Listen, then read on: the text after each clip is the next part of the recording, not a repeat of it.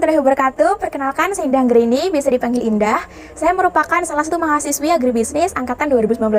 Selama 5 bulan ini, saya berkesempatan untuk magang di Badan Pengawas Obat dan Makanan atau sering disebut dengan BPOM, Badan POM. Ya, selama 5 bulan ini saya didampingi oleh 2 pembimbing yang sangat luar biasa. Dari fakultas saya didampingi oleh Bapak Condro Pusponugroho, dan dari Badan Pengawas Obat dan Makanan atau dari Mitra saya didampingi oleh Ibu Yuli Ekawati. Dalam video ini, saya akan membahas beberapa poin, yaitu yang pertama terkait dengan manfaat dan juga kendala. Kemudian saya juga akan membahas kegiatan magang selama 5 bulan, saya ngapain aja, dan juga capaian pembelajaran yang saya dapatkan selama 5 bulan. Nanti juga akan ada saran yang akan saya berikan untuk Fakultas Pertanian. So, langsung aja kita bahas satu persatu. Happy watching! Baik, yang pertama kita akan membahas terkait dengan manfaat. Apa aja sih manfaat yang saya dapat selama 5 bulan magang di Badan POM? Jadi, saya memahami sebenarnya seberapa penting sih izin edar itu bagi suatu pangan olahan terkemas. Kita di sini belajar apa aja sih kriteria-kriteria pangan yang harus punya izin edar. Terus izin edar itu dibagi menjadi berapa? Kita belajar tentang hal tersebut. Karena memang hal tersebut itu tidak kita dapatkan gitu kan selama di agribisnis. Selama 5 bulan di agribisnis saya tidak pernah belajar terkait dengan izin edar.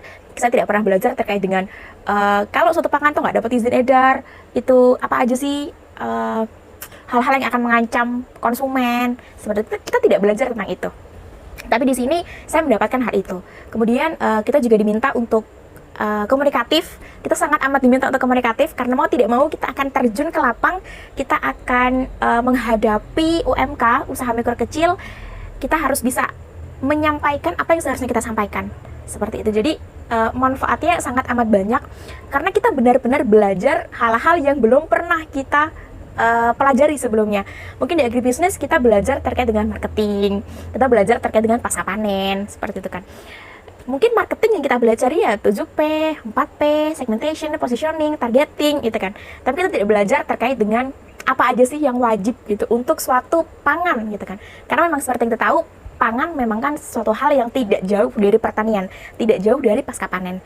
Jadi di sini saya merasa saya mendapatkan apa yang belum pernah saya dapatkan dan menurut saya itu sangat bermanfaat. Selanjutnya yang akan saya bahas itu terkait dengan kendala. Untuk kendala ini saya membaginya menjadi kedua, yaitu kendala dari mitra atau kendala dari BPOM dan juga kendala dari fakultas. Yang pertama kendala dari mitra. Kendala dari mitra sebenarnya tidak terlalu banyak. Kendala dari mitra hanya karena terlalu mendadaknya pembagian UMK, dimana sehingga kita kesusahan gitu ya untuk mencari tempat tinggal di sekitar UMK, karena kita kan harus melakukan kunjungan secara rutin juga ke UMK. Jadi alangkah lebih baiknya jika kita dekat gitu ya dengan UMK, sehingga karena terlalu mendadaknya ini sehingga kita justru sangat kesusahan dalam mencari tempat tinggal. Kemudian yang kedua ada kendala dari fakultas. Kendala dari fakultas ini ada 2, itu terkait dengan logbook dan juga terkait dengan jam kerja. Yang pertama terkait dengan logbook. Karena di awal dijelaskan bahwa MBKM Dikti tidak perlu mengumpulkan logbook. Tapi ternyata di pertengahan diumumkan bahwa dirubah MBKM Dikti harus mengumpulkan logbook juga. Kemudian ada pengumuman lagi, dirubah lagi MBKM Dikti mengumpulkan logbook, tapi formatnya terserah gitu, formatnya bisa sesuai dengan logbook dari mitra atau ikut logbook FP. Seperti itu. Hal yang menurut saya kendala adalah karena dari awal kita tidak mengumpulkan dokumentasi terkait dengan kegiatan kami. Jadi adanya ya dokumentasi yang tidak bersama kita, artinya hanya berupa screenshotan Zoom, screenshotan Google Meet, screenshotan kegiatan-kegiatan kita. Seperti itu. Itu kita kesusahan dalam dokumentasi logbook karena tidak konsisten dari panitia terkait apakah MBKM Dikti mengumpulkan logbook atau tidak. Kemudian yang kedua itu terkait dengan jam kerja. Sama, jam kerja ini juga dilampirkan di logbook gitu ya. Karena mahasiswa MBKM Dikti kita itu mayoritas kita bekerja proyek gitu ya. Jadi pekerjaan itu tuh fleksibel. Jujur kita kesusahan dalam menghitung sebenarnya jam kerja kita tuh mulai jam berapa sampai jam berapa. Seperti itu, karena kita sangat amat fleksibel. Kadang kita malam hari, kadang kita kunjungan, kadang kita pagi hari, kadang kita sore hari, kadang siang hari, kadang kita malam hari, kita kunjungan. Kadang kita mengerjakan hal-hal yang harus dikerjakan juga tidak tentu waktunya. Kadang kita meet dengan para mentor, kita Zoom, juga tidak tentu waktunya. Sehingga kita kesusahan dalam menghitung jam kerja. Seperti itu. Itu sih kendala yang saya rasakan selama 5 bulan ini. Selanjutnya yaitu terkait dengan kegiatan magang. Jadi kegiatan magang ini kita dibagi menjadi 3 tahap. Yang pertama ada pembekalan, yang kedua ada pelatihan, dan yang ketiga ada kerja lapang atau pendampingan. Jadi untuk pembekalan ini 1 bulan kita benar-benar diberikan materi terkait dengan keamanan pangan, karena kita dicetak sebagai seorang fasilitator keamanan pangan di kemudian hari. Jadi kita benar-benar belajar terkait dengan keamanan pangan, mulai dari cemaran-cemaran yang biasanya ada di makanan, kemudian juga mutu pangan. Kita belajar terkait semua hal yang terkait dengan keamanan pangan, bahkan termasuk regulasi yang mengatur terkait keamanan pangan. Kemudian yang kedua kita pelatihan. Pelatihan di sini kita dibentuk untuk menjadi seorang fasilitator, di mana kita harus bisa presentasi, kita harus bisa menyampaikan hal-hal yang sekiranya kita sampaikan ke UMK.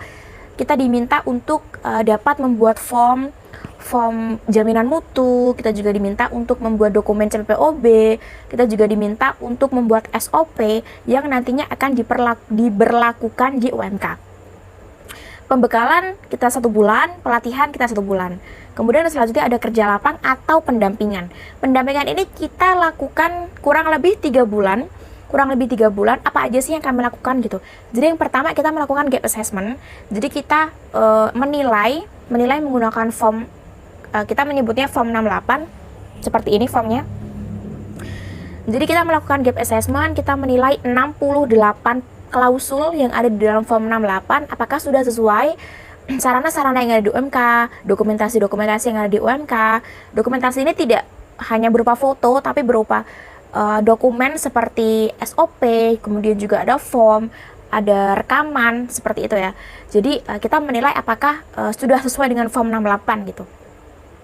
Kemudian setelah dinilai, kami melakukan perbaikan, kami mendampingi UMK untuk melakukan perbaikan, mulai dari perbaikan label. Jadi kita mendesain sebuah label untuk UMK, kita juga mendesain layout denah ruang produksi, kita juga membuat alur produksi, kita membuat hal-hal yang masih tidak sesuai keadaan UMK dengan form 68 kami. Seperti itu. Kemudian kami menyusunnya di matrik hasil gap assessment. Jadi di sana ada dijelaskan sebenarnya apa aja sih ketidaksesuaian yang ada di UMK. Terus ketidaksesuaian tersebut menentang regulasi yang mana. Seperti itu. Terus kami juga melampirkan dokumentasinya, jadi semuanya kami foto. Kemudian setelah itu ada kolom lagi dokumentasi before dan juga after kita melakukan pendampingan. Kemudian kami juga menjelaskan tanggal berapa sih gitu kami melakukan perbaikan itu dengan apa aja perbaikan yang kami lakukan. Seperti itu. Kemudian kami juga mendaftarkan IPCPPOB atau izin penerapan cara pengolahan pangan olahan yang baik. Kami mendapatkan itu, jadi kami harus mendaftarkannya di sistem OSS, kemudian ke sertifikasi, kemudian ke e-registrasi. Tapi dalam pendampingan ini kita tidak sampai mendapatkan izin edar, karena memang untuk mendapatkan izin edar itu membutuhkan waktu yang cukup lama, sedangkan kita hanya 3 bulan. Kita pendampingan itu hanya 3 bulan, sedangkan untuk mendapatkan izin edar, jika menurut timeline dari Badan POM itu paling tidak sampai akhir Desember. Itu nanti kemungkinan besar baru kita bisa sampai mengeluarkan izin edar. Tapi di kegiatan ini kita tidak sampai di izin edar, kita hanya sampai di izin penerapan cara pengolahan pangan olahan yang baik. Baik, selanjutnya yaitu ada capaian pembelajaran. Di capaian pembelajaran ini untuk di kognitif kita tentunya sangat amat menambah pengetahuan terkait dengan izin edar gitu ya. Terus juga kita dituntut untuk bisa berpikir dengan kendala yang seperti ini, kira-kira apa saran perbaikan yang harus kita berikan kepada UMK. Karena di sini kita sebagai fasilitator keamanan pangan, so kita harus bisa memfasilitasi apa yang seharusnya kita fasilitasi. Kita harus bisa memfasilitasi sebenarnya UMK ini tuh bingung gimana. Kita harus bisa memberikan arahan seperti ini. Jadi kita dituntut untuk bisa paham dan juga mengerti agar bisa menyampaikan hal tersebut ke UMK. Seperti itu. Selanjutnya yaitu afektif. Jadi di afektif ini kita bertemu dengan banyak orang, tidak hanya dari mahasiswa.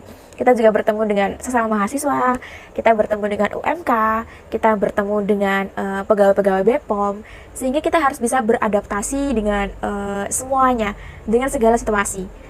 Ketika situasi A kita harus seperti apa, situasi B kita harus seperti apa gitu. Jadi sikap di sini kita juga cukup belajar banyak.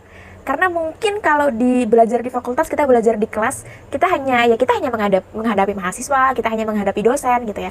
Tapi dengan belajar di luar kelas atau MBKM ini, kita bertemu banyak elemen, sehingga kita harus belajar menghadapi banyak elemen juga, dan itu cukup menantang dan menarik untuk saya. Selanjutnya yaitu aspek psikomotorik. Jadi di sini sebagai seorang fasilitator, kita dituntut untuk terampil dalam berkomunikasi, kita dituntut untuk terampil dalam memecahkan masalah, karena kita harus menyelesaikan ketidaksesuaian yang ada dalam form 68. Di UMK saya sendiri ada 42 poin yang tidak sesuai dari 68 klausul, sehingga saya harus memecahkan 42 masalah ini. Saya harus memecahkannya seperti apa, dengan saran yang seperti apa. Seperti saya dituntut untuk terampil memecahkan masalah, terampil dalam mendesain, karena di sini kita juga membantu UMK mendesain label, mendesain logo, mendesain layout, dan juga membuat alur produksi. Sehingga banyak hal yang kita harus bisa ketika menjadi seorang fasilitator. Karena ketika menjadi seorang fasilitator, kita tuh dipandang seseorang yang ahli di bidangnya gitu ya. Padahal sebenarnya ya tidak sebegitu ahlinya, tapi kita memang dituntut untuk bisa. Lebih ke dituntut untuk bisa belajar A, B, C, D, belajar mendesain, belajar memecahkan masalah, belajar terampil dalam berbicara. Karena tidak lucu sebagai seorang fasilitator kita hanya AU tanpa bisa berkomunikasi dengan baik gitu ya. Apalagi berkomunikasi dengan UMK itu tidak semudah kita berkomunikasi dengan sesama mahasiswa, tidak semudah kita berkomunikasi dengan dosen, tidak semudah kita berkomunikasi dengan pegawai BPOM. Berkomunikasi dengan UMK benar-benar kita harus bisa berkomunikasi dengan yang sederhana tapi kena sebenarnya poinnya tuh apa. Seperti jadi keterampilannya tuh menarik. Selanjutnya yaitu terkait dengan saran. Karena tadi saya menyebutkan ada kendala dari fakultas dan juga kendala dari mitra, saya akan memberikan saran juga untuk mitra maupun untuk fakultas. Yang pertama, saran untuk mitra. Saran untuk mitra, alangkah baiknya jika pembagian UMK-nya itu tidak semendadak ini. Jadi beberapa hari atau 1 minggu sebelum gap assessment dilakukan, alangkah lebih baiknya mahasiswa sudah mengetahui mahasiswa akan ditempatkan di mana, sehingga untuk tempat tinggal, untuk akomodasi ke UMK kita sudah menyiapkan hal tersebut sebelum gap assessment gitu. Kemudian saran selanjutnya yaitu untuk fakultas. Saran untuk fakultas yaitu yang pertama terkait dengan logbook, alangkah baik-baiknya dari awal sudah dijelaskan perbedaan antara logbook mahasiswa MBKM FP dan juga mahasiswa MBKM Dikti jika memang dibedakan. Tapi jika memang tidak dibedakan atau sama, harus diinformasikan dari awal. Jangan berubah-ubah, karena kami mahasiswa Dikti juga bingung gitu ya. Sebenarnya ini tuh untuk MBKM FP saja kah? Atau MBKM Dikti juga iya kah? Seperti itu. Jadi alangkah lebih baiknya lebih jelas sebenarnya apa sih instruksi dari panitia, sehingga tidak membingungkan mahasiswa dalam pengerjaannya. Kemudian saran saya juga alangkah lebih baiknya untuk dosen pembimbing dari fakultas disamakan. Jadi untuk yang satu mitra itu satu dosen pembimbing dari fakultas, sehingga dosen pembimbing lebih memahami sebenarnya selama magang ini mahasiswa bimbingan magang itu ngapain aja, kemudian apa aja ketentuan-ketentuan yang diberikan dari mitra ke mahasiswa, kemudian ketentuan dari fakultas ke mahasiswa MBKM FP atau ke MBKM Dikti itu seperti apa. Itu saja saran dari saya, semoga dapat membangun dan tidak menyinggung perasaan siapapun. Kurang lebihnya saya mohon maaf. Wassalamualaikum warahmatullahi wabarakatuh. Thanks for watching. But only if you listen.